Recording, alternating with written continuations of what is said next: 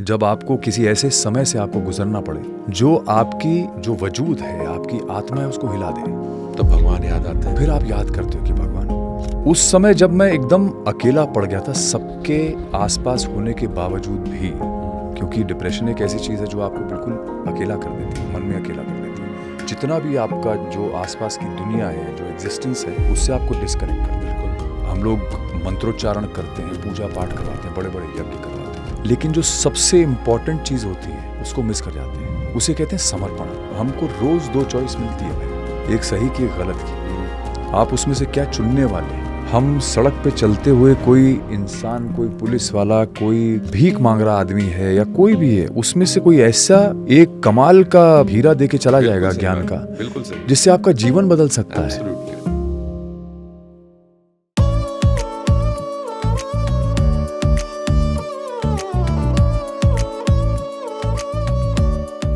अकाल मृत्यु वो मरे जो काम करे चांडाल का, काल उसका क्या करे जो भक्त हो महाकाल का। भगवान महाकाल की भक्ति में लीन सभी भक्तगणों को जय महाकाल। आज लाइव भगवान पॉडकास्ट पर हमारा सौभाग्य है कि हमारे बीच में मौजूद हैं भारतीय कला क्षेत्र के सबसे उम्दा कलाकारों में से एक, लेकिन वो कलाकार हैं ये उनकी पहचान नहीं है इस समय। उनकी पहचान है कि वो भगवान महाकाल के परम भक्तों में से एक हैं। मेरा सौभाग्य रहा है कि मैं इनके साथ काम कर चुका हूँ। ये मेरे अच्छे मित्र, मेरे बड़े भाई जैसे हैं। लोगों ने इन्हें बहुत नामों से जाना है, बहुत किरदारों से पहचाना है, पर मेरे मुंह से हमेशा इनके लिए बस एक ही शब्द निकलता है, बाबा जी जय महाकाल। जय श्री महाकाल, जय श्री। हमारे साथ में सुधांशु पांडे जी मौजूद हैं। बाबा जी, सबसे पहली बात तो आप आए लाइव भगवान पॉडकास्ट पे, बहुत बहुत धन्यवाद। आप और मैं इस बारे में बात कर ही रहे थे कि किस प्रकार जो कुछ बुद्धिजीवी होते हैं, जो ज्ञानकार होते हैं, उनके साथ सत्संग करके जो एक आनंद मिलता है वो मेरे ख्याल से शूटिंग, शोज, दुनियादारी जीने में भी नहीं मिलता, और आप मेरे ख्याल से उतरे हुए हैं इसी में। हाँ, क्योंकि शूटिंग वगैरह तो काम है मेरे भाई जी। ये जीवन है। बिल्कुल सही। बहुत ज़मीन आसमान का फ़र्क है। हम लोग क्या होता है, काम करते करते काम में इतना मगन हो जाते हैं कि हम लोग जीवन जीना भूल जाते हैं, जीवन का अर्थ समझना भूल जाते हैं। तो मेरे लिए ये जीवन है। जब से मैं महाकाल से जुड़ा हूँ तब से मुझे जीवन का अर्थ समझ में आने लगा, और लगातार समझ में आ रहा है। लगातार हर रोज़ एक नया मीनिंग मिलता है, हर रोज़ एक नया मकसद मिलता है। मैं तो कहता हूँ बाबा जी से मेरी मुलाकात शूटिंग के सेट्स पे भी हुई, उससे पहले भी मुलाकात हुई, पर हम एक बार नेपाल में कहीं शूट कर रहे थे और बात शुरू हुई महाकाल की, और तब एक प्रेम और घनिष्ठता हमारे बीच में और बढ़ गई। बाबा, आप के जीवन की शुरुआत तो ऑफ कोर्स पहाड़ों से ही हुई, उत्तराखंड से हुई। नैनीताल रहे आप, आपने कई जगहों पर अपना निवास रखा है, लेकिन शिव भक्ति में या महाकाल भक्ति में या भक्ति में लीन होना क्या पहाड़ों से शुरू हुआ, या जीवन में आने वाले समय पर जैसे जैसे जीवन जीते गए तब ये भक्ति लीन हुई? मेरा ये मानना है भाई कि जो भी इंसान के अंदर भक्ति भाव आता है, या जो इंसान भक्ति करता है, या जो भी भगवान से जुड़ता है, जिस तरह से मैं जुड़ा हूँ, मुझे लगता है वो प्रारब्ध होता है। ये आपके कार्मिक साइकिल यानी कर्मों का या तो फल होता है या उसका हिस्सा होता है।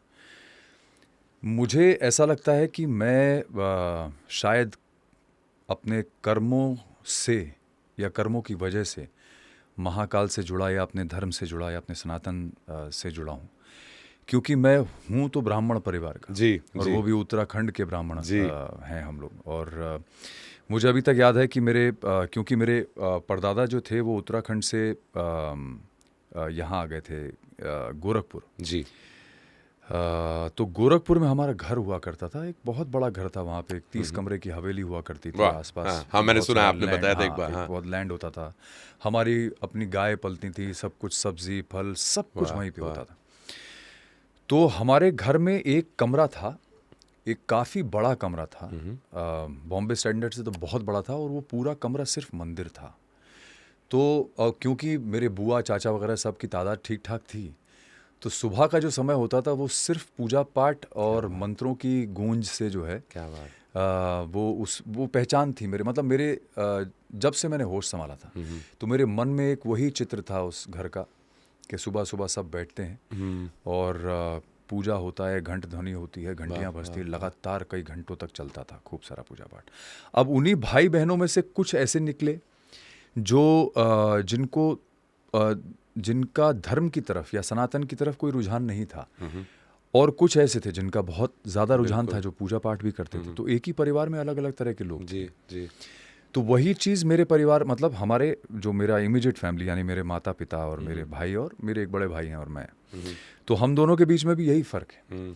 वो कहते हैं कि मैं एग्नोस्टिक हूँ, बट वो है नास्तिक, और मैं पूरी तरह से आस्तिक हूँ। जी तो मुझे ऐसा लगता है कि शायद यही फ़र्क है, जब आपके जो आपका प्रारब्ध होता है जी वो आपको मिल ही जाता है। जी। तो मेरा ये प्रारब्ध है कि मेरे जीवन में, और मुझे इतनी आसानी से ये भक्ति भाव नहीं मिला है भाई। मैं पूजा या धर्म की तरफ मेरा रुझान शुरू से था। मैं हमेशा नतमस्तक था शिव के आगे, बजरंगबली के आगे। मैं नैनीताल में रोज़ शाम को जाता था मंदिर, बिना किसी से पूछे बताए या किसी के कहे, रोज़ पहुंचता था, रोज़ नतमस्तक होता था प्रभु के आगे। तो बहुत गहरा रुझान था मेरा। लेकिन जो भक्ति भाव आपकी आत्मा से निकल के आता है ना, जब, और आत्मा से कब आता है, जब आपको पूरी तरह से वो समझ में आने लगे। सही बात। तो वो आपको भगवान रास्ता दिखाता है। आपके जीवन में कुछ ऐसा होगा, या कोई ऐसा पल आएगा, या कोई ऐसी एक ऐसा फेज आएगा, जब आपको कुछ बहुत ज़्यादा, बहुत कठिन समय से या किसी ऐसे समय से आपको गुजरना पड़े, जो आपकी जो वजूद है, आपकी आत्मा है, उसको हिला दे। तब इंसान, और ये नेचुरल चीज़ है, जब आदमी तकलीफ में आता है या कोई मुश्किल उसका समय आता है, तो भगवान याद आते हैं। तो उसको लगता है कि यार अब मेरे पास क्या ऑप्शन है। तो फिर आप याद करते हो कि भगवान, बहुत तकलीफ में हूँ, क्या करूँ, रास्ता दिखाओ। तो मेरे साथ भी कुछ ऐसे ही हुआ। और वो, हालांकि वो टॉपिक एक अलग है, मैं बहुत सारे अपने पॉडकास्ट में उसके बारे में बात करता हूँ। In fact recently I speak on mental health a lot. जी जी। I am very vocal about it, and I had a panic attack in 2007, और उसकी वजह से मेरे को 4 साल लगे थे रिकवर होने में उससे। But I fought it alone without medication, and I came out in with flying colours.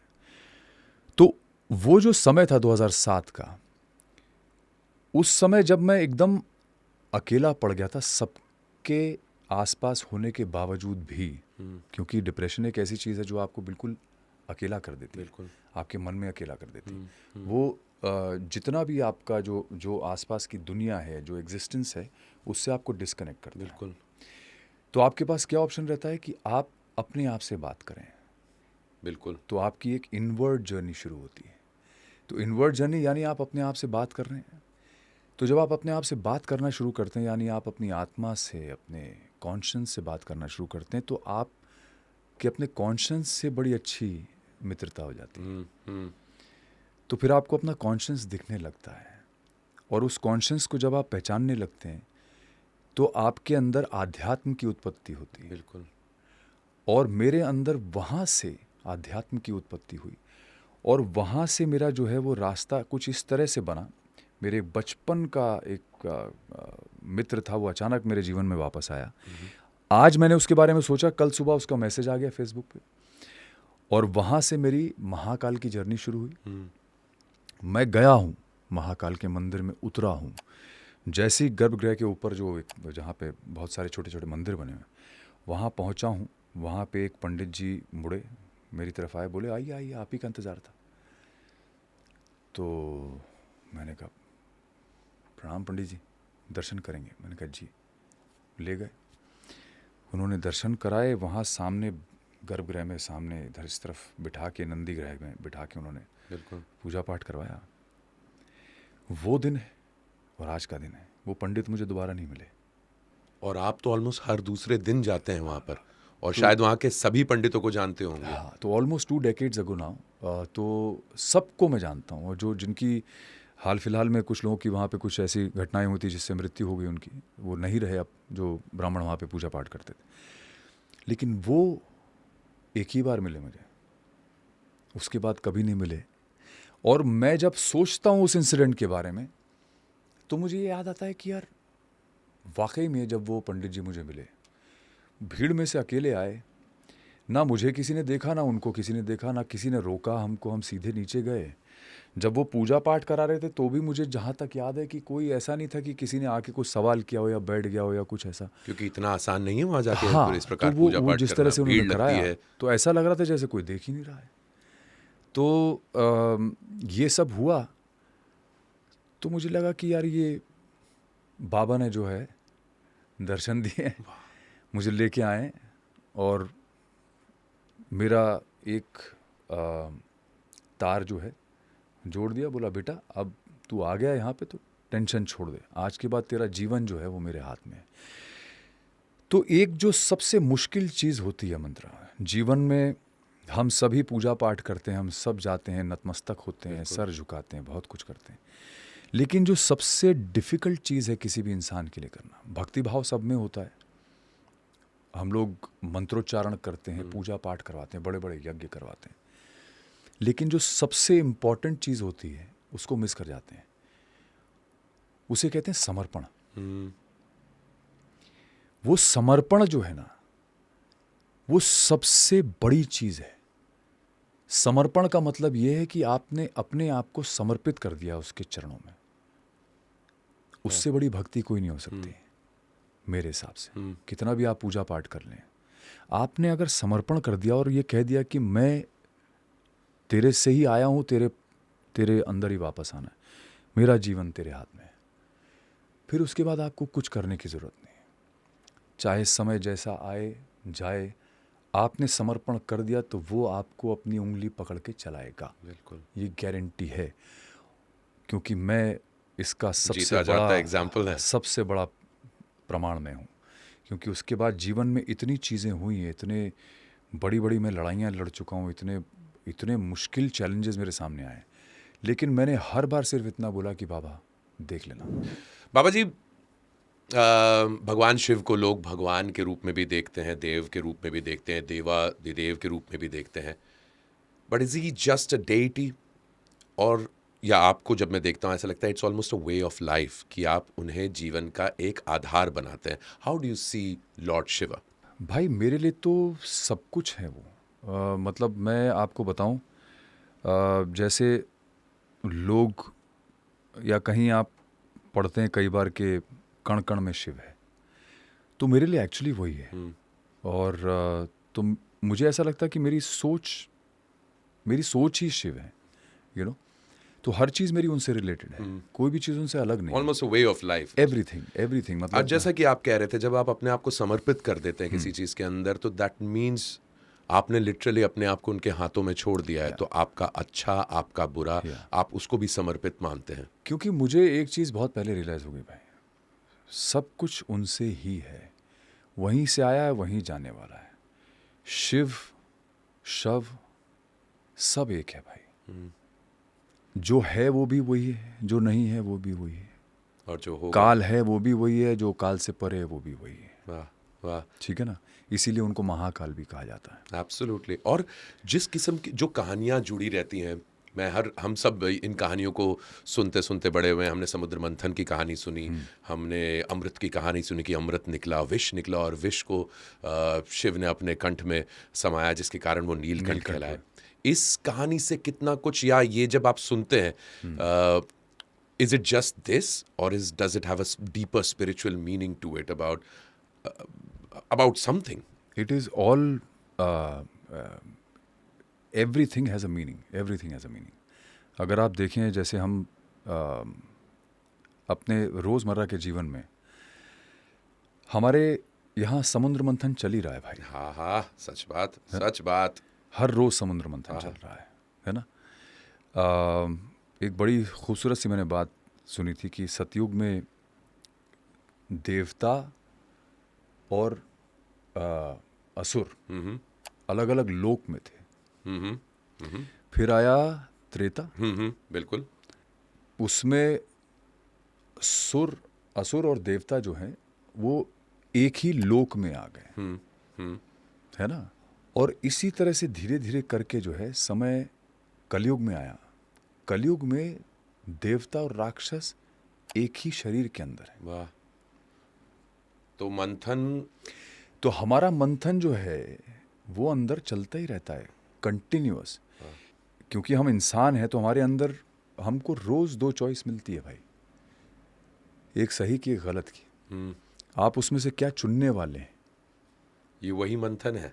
ये वही मंथन है। Such deeper meanings one can find in our stories that have been a part of our history. और जो ये जो है, नीलकंठ। जो बुरी चीज़ें होती हैं, नेगेटिविटी होती है, या तो आप एकदम ध्वस्त हो जाइए, है ना, बिल्कुल। ख़त्म हो जाइए, या फिर उस सब को यहाँ धारण कर लीजिए और डिस्ट्रक्शन को रोकिए। कौन सा डिस्ट्रक्शन? अपने मन का, अपने दिल का, हर चीज़ का। वाह। तो आप फिर आगे बढ़ पाएंगे जीवन में, कुछ कर पाएंगे जीवन में। नहीं तो इतनी नेगेटिविटी है, इतना क्या, कल आज किसी ने कुछ बोल दिया हमको, उस चीज़ का वो सिर्फ शब्द नहीं होते हैं, वो जहर होता है। वाह। वो आपने अगर ले लिया अंदर, शरीर में चला गया, पेट में चला गया, तो खत्म है। खत्म है। वाह। तो फिर आपको क्रोध भी आएगा, फिर शायद आप लड़ भी जाएं, हाथ पैर भी चला दें, ये भी हो जाए, तो उसका कोई एंड नहीं है, डिस्ट्रक्शन ही डिस्ट्रक्शन है। लेकिन अगर आपने वो सुन के यहाँ पे रोक लिया कि चलो ठीक है, था नेगेटिव आया, ये मेरे लिए इम्पोर्टेंट नहीं है ना, उसको वहीं पे ख़त्म कर दो भाई, है ना, उसको वहीं ध्वस्त कर दो, उसको डिस्ट्रॉय कर दो। तो शिव जो है वो डिस्ट्रॉयर इसलिए नहीं कहे जाते कि वो डिस्ट्रॉय कर देते हैं, वो नेगेटिविटी के, नकारात्मकता के डिस्ट्रॉयर हैं।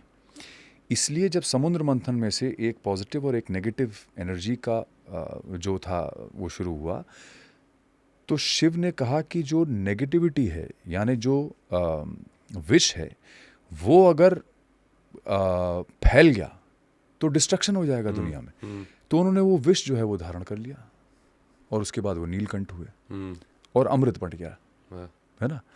तो यही जीवन की फिलॉसफी है।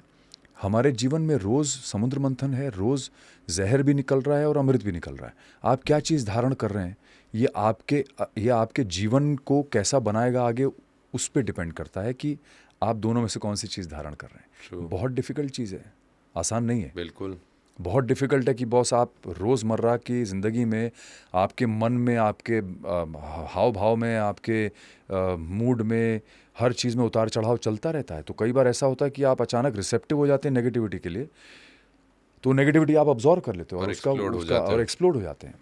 तो हमारे जीवन में कंटिन्यूसली रोज़ यही मंथन है भाई। वाह, हाउ ब्यूटीफुली एक्सप्लेन बाबा जी।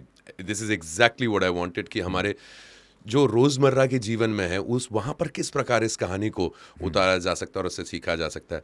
बाबा जी, आपने यू ट्रैवल्ड अ लॉट, आप ऑलमोस्ट हर ज्योतिर्लिंग पर जा चुके। विच कोई ऐसी जगह जो आपके, महाकाल में जानता हूँ भगवान महाकाल आपके लिए सर्वोच्च है, but when you travel to spiritual places, which are the places जिन्होंने आपके जीवन पर इम्पैक्ट किया, या जहाँ पर आपको लगता है कि हाँ मुझे कुछ महसूस हुआ है? जो एक सबसे बड़ा मेरा जुड़ाव है महाकाल के बाद, वो एक ऐसी जगह है जो बहुत, मेरे ख्याल से लोकल्स के अलावा कोई नहीं जानता होगा। अरे वाह। उज्जैन में काल भैरव का मंदिर है। हाँ हाँ। काल भैरव के मंदिर के सामने दुकानें हैं। जी जी जी। वहाँ दुकानों में शराब मिलती है, क्योंकि उनको शराब पिलाई जाती है। तो जहाँ पे वो दुकानें ख़त्म होती हैं, इधर एक लेन है दुकानों की, और उसके बीच में से एक छोटा सा पैसेज है। तो आप अगर उस पैसेज को क्रॉस करके पीछे की तरफ जाएंगे तो एक सड़क है, छोटी सी पुलिया, उसको आप पार करेंगे। जैसे आप पार करके उसको नीचे उतरते हैं, वहाँ पे एक शमशान है। वो शमशान जो है वो एक मंदिर है जिसका नाम है विक्रांत भैरव। वाह। मेरा उस जगह से पता नहीं क्यों एक ऐसा अजीब सा लगाव है, एक ऐसा बड़ा गजब लगाव है मेरा। वाह वाह। तो मैं जीवन, लोग कहाँ कहाँ की बातें, दुनिया भर के महातीर्थ स्थलों की बात करते हैं, आपने ऐसी जगह पर अपने प्रभु ग्राउंड जीरो, मैं उसे ग्राउंड जीरो बोलता हूँ। क्या बात है। लोगों को एक्सप्लेन करने के लिए, क्या बात कि भाई मेरे लिए इससे बेटर जगह कोई नहीं होती, क्योंकि मैं वहाँ जाके ध्यान करता हूँ। जब भी जाता हूँ तो वहाँ बैठ के माला करता हूँ, क्योंकि मुझे लगता है कि वो ऐसा ग्राउंड जीरो है यहाँ पे। मतलब इतना ही बड़ा स्पेस है ना। ये बाबा बैठे हैं इधर, 2500 साल पुराने पत्थर हैं, मंदिर है ना। वो एक छोटा सा कमरा है, 2500 साल से एनर्जी उसमें कितनी बिल्कुल। सेव्ड है, बिल्कुल आप इमेजिन कल्पना कर भी ही नहीं कर सकते, सकते, कल्पना बिल्कुल। नहीं कर सकते। और ये वो है, और ये जहाँ ये लोग बैठे हुए हैं यहाँ पे शमशान है, मतलब चिताएं जल रही हैं, है ना। और वहीं पे भैरव की सवारी जो कुत्ते वाह, 4-5 वहाँ बैठे रहते हैं परमानेंटली, हाँ, पड़े हाँ, रहते हाँ, हैं मस्त। हाँ, हाँ, और जब ठंड हो जाती है तो कई बार उसमें से 2-3 उठ के, जो चिताएं जल रही होती ना, वो अभी भी गर्म होती है, उसमें कोयले वोले जल रहे, ऊपर जाके लेट जाते हैं उस पर गर्मी के लिए, समझ रहे हो आप? तो वो ऐसी अद्भुत जगह है, और वो क्षिप्रा नदी के ऊपर है। जी, तो क्षिप्रा और नर्मदा जो हैं वो शिवपुत्रियां हैं, बिल्कुल, है ना। ये बिल्कुल। शायद लोग जानते भी हों या हो बिल्कुल। सकता ना भी जानते हों कि नर्मदा और क्षिप्रा जो दोनों नदियां हैं वो बिल्कुल। हम स्वयं अपने आप को नर्मदा पुत्र मानते हैं, ओंकारेश्वर निवासी हैं, हाँ तो बिल्कुल बिल्कुल, जीवन में जहाँ जहाँ गए लोग हर हर गंगे करते हैं, हम हर हर गंगे के साथ में मौसी को भी प्रणाम करते हैं और नर्मदे हर भी करते हाँ हैं। क्या बात है, अति सुंदर भाई। तो वो एक ऐसी जगह है जहाँ पे मैं बहुत जुड़ा हुआ हूँ, और मुझे मतलब मेरे अंदर एक भूख रहती है कि मैं वहाँ जाऊँ वाह, और बस बैठ के 2-3 माला कर लूँ। वो इतनी ऊर्जा मुझे मिलती है उस जगह से।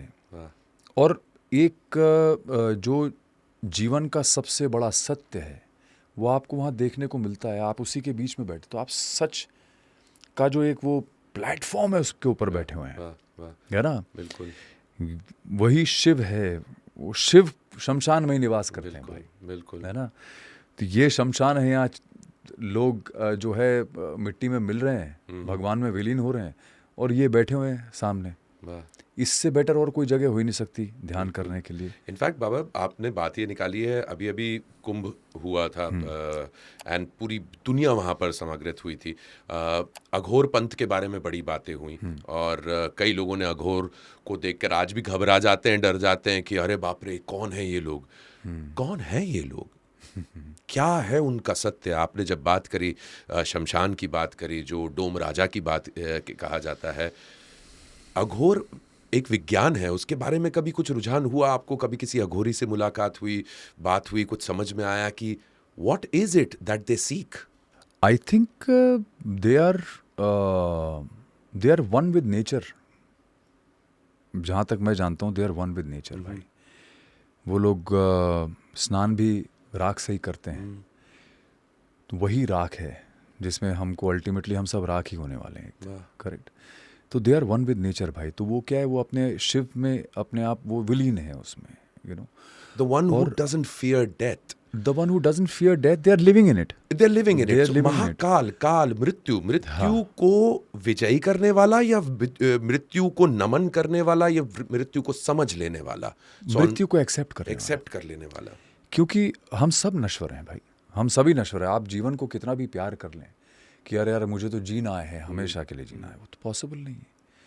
तो और ये बात क्यों नहीं समझ आती बाबा ये, और अच्छा हर इंसान के कितना भी पैसा हो जाए, हाँ, कि कोई भी उसके पार ना गया, जीवन के सबसे अरबपति से हर खरबपति इंसान आदमी। नश्वर है।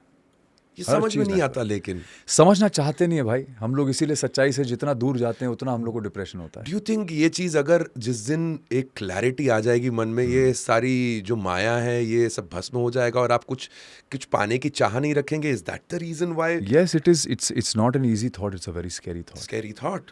बिकॉज फिर काम पे कैसे जाएं, फिर यूं ही कुछ करें? कल भी किसी से बात, कोई मुझसे सवाल पूछ रहा था इन्हीं सब चीज़ों के बारे में, तो मैं समझा रहा था। तो कुछ इस तरह की बात थी कि वो साधुओं के बारे में बात हुई। तो मुझसे पूछा कि वो साधु जो होते हैं वो ऐसे पहनते हैं कपड़े और ऐसा करना पड़ता है, वैसा करना पड़ता है। मैंने कहा साधु जो है ना वो एक मानसिकता है। भगवा पहनने से कोई साधु नहीं बनता है, या दाढ़ी बढ़ाने से कोई साधु नहीं बनता। स्टेट ऑफ माइंड है। मैं और आप यहाँ बैठे हुए हैं, मैं तो अपने आप को अंदर से साधु मानता हूँ, साधुत्व मेरे अंदर है ना। तो मैं यहाँ बैठा हूँ, चाहे नाइट क्लब में बैठा हूँ, मेरे अंदर का साधुत्व जो है वो जागृत रहेगा। मैं वहाँ जाके राक्षस नहीं बन सकता हूँ, मेरे अंदर जो साधुत्व है वही रहेगा। तो साधु बनने के लिए आपको भगवा और दाढ़ी उसकी ज़रूरत नहीं है। बहुत सारी ऐसी भ्रांतियाँ मेरे भाई, धर्म के बारे में, स्पिरिचुअलिटी के बारे में। जैसे आध्यात्म हम लोग बोलते हैं, आध्यात्म के बारे में तो बहुत ज़्यादा भ्रांतियाँ हैं, क्योंकि मैं देखता हूँ कि हर इंसान जो है वो आजकल स्पिरिचुअलिटी की बातें करता है, लेकिन किसी को उसका अर्थ पता ही नहीं है।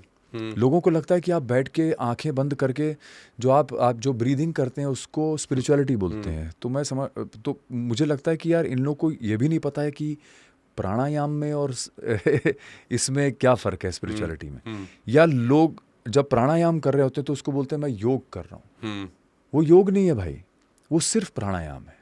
योग तो बहुत ही अलग अलग। अध्यात्म भी एक विद्या है। आध्यात्म भाई, आध्यात्म जो है ना, आध्यात्म को, और ये कहीं से ये किसी स्कूल में नहीं आ रहा बाबा जी। आध्यात्म की कोई डेफिनेशन है ही नहीं, पहली बात तो ये।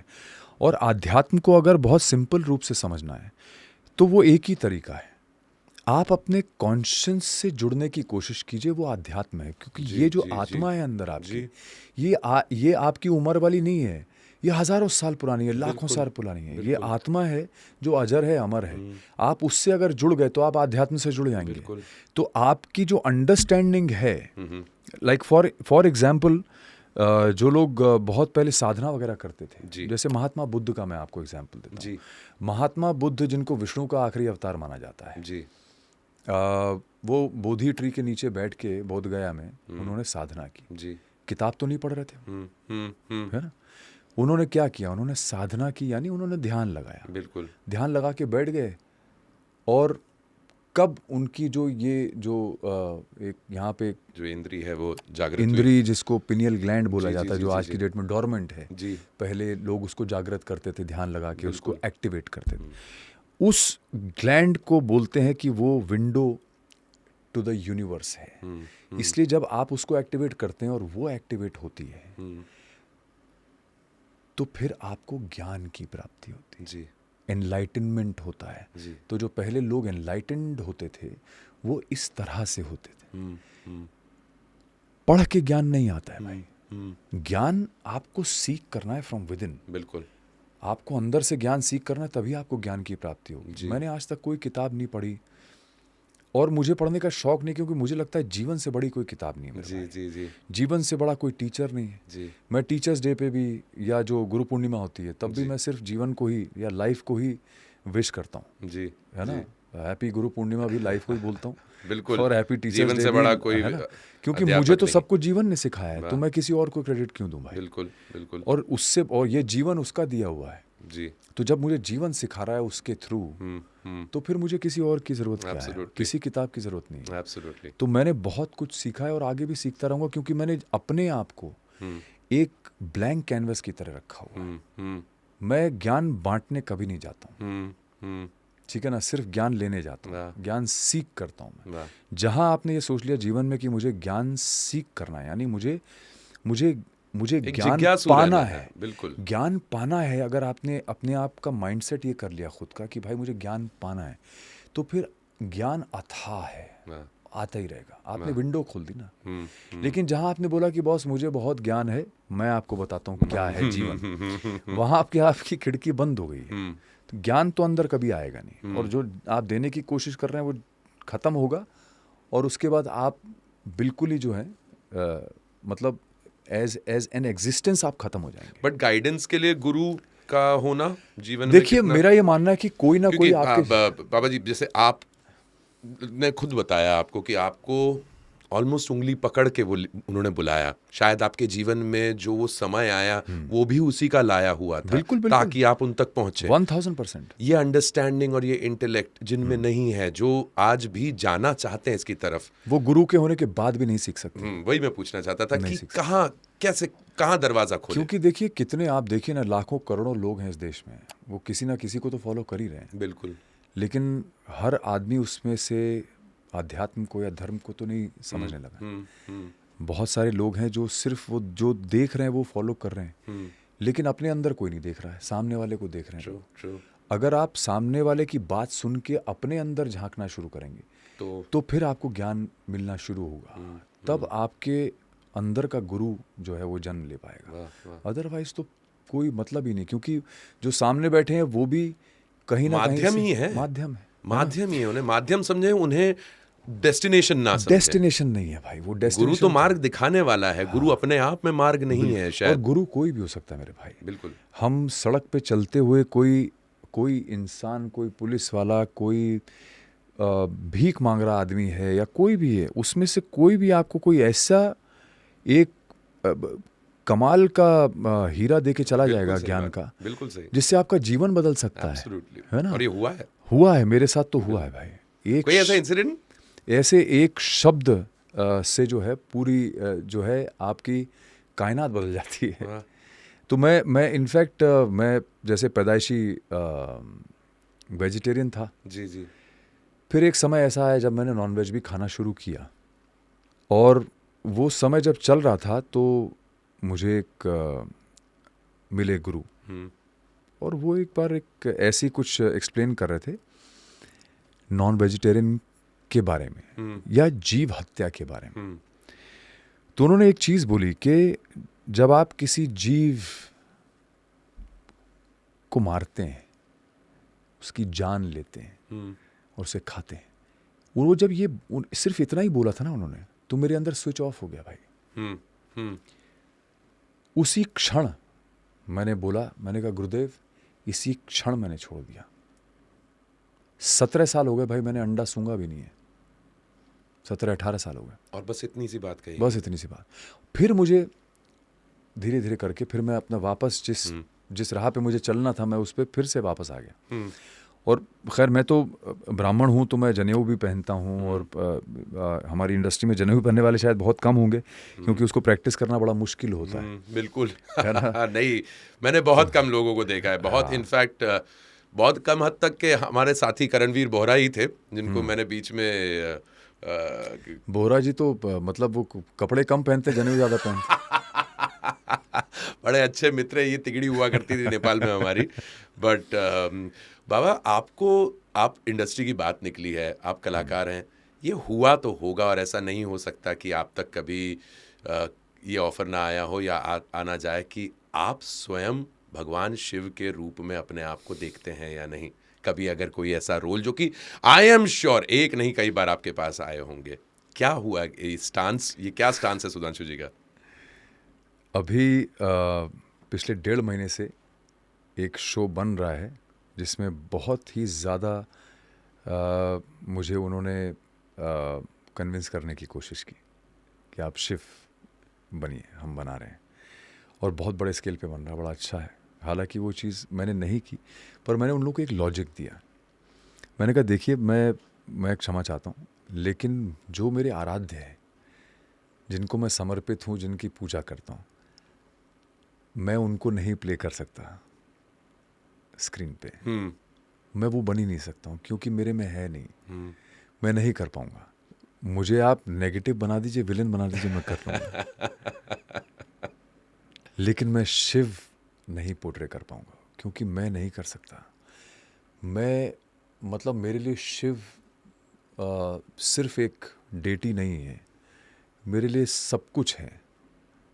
क्योंकि मैं मतलब मेरे अंदर का आदमी, मेरे अंदर का अर्धनारीश्वर जो बोलो, आदमी, औरत, मर्द, फौजी, गुंडा, बच्चा, मेरे अंदर का अग्रेशन, सब कुछ, या मेरे अंदर का जो फियर है, वो सब कुछ जो है ना, बस उन्हीं की तरफ डायरेक्टेड है भाई।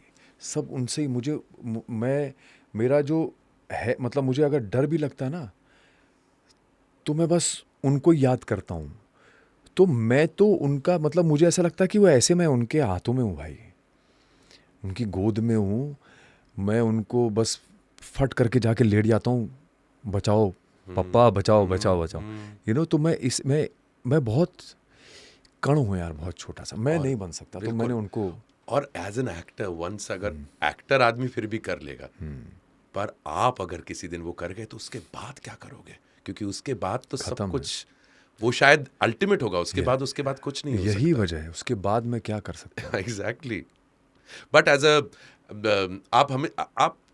आपने अपनी कला को भी समर्पित किया है उनके प्रति, आप गायकी भी करते हैं। Has it ever any of his tune that plays in your mind all the time, जो धुन आपको आपके जहन में रहती हो, उनकी कोई एक लीन या आपका फेवरेट मंत्र उनका, दोनों बताएं। मैं एक्चुअली जो सबसे पावरफुल बीज मंत्र है, जी ओम नमः शिवाय, जी जी ये एक बीज मंत्र है जी। और इसकी ताकत बहुत बड़ी है भाई। लोग समझते नहीं है लेकिन बहुत बड़ी ताकत है। बताएं ना प्लीज, मैं ओम नमः शिवाय पे आने ही वाला था। हाँ, ओम नमः शिवाय एक बीज मंत्र है भाई, और बीज मंत्र होता ही इसीलिए है कि वो अगर आपने उसको अच्छी तरह से चैंट कर लिया, समझ लिया उसकी गहराई को और फील करके अगर आपने किया, तो it almost solves everything in your life.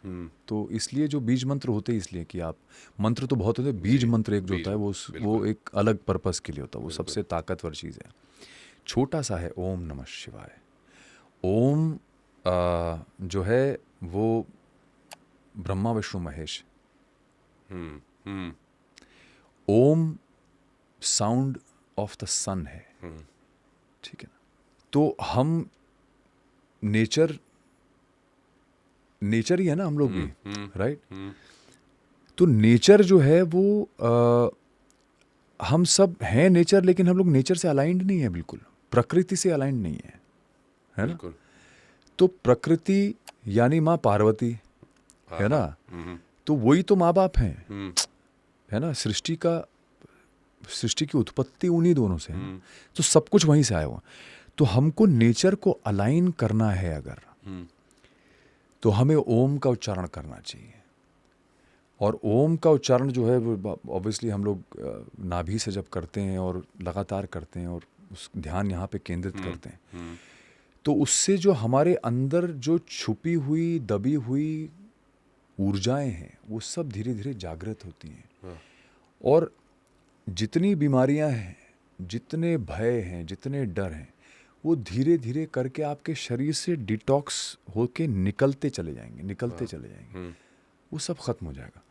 तो ओम, सिर्फ ओम की ही इतनी पावर है। और उसके बाद जब आप नमः शिवाय बोलते हैं, तो वो एक कंप्लीशन है अपने आप में, इसके ऊपर कुछ है ही नहीं।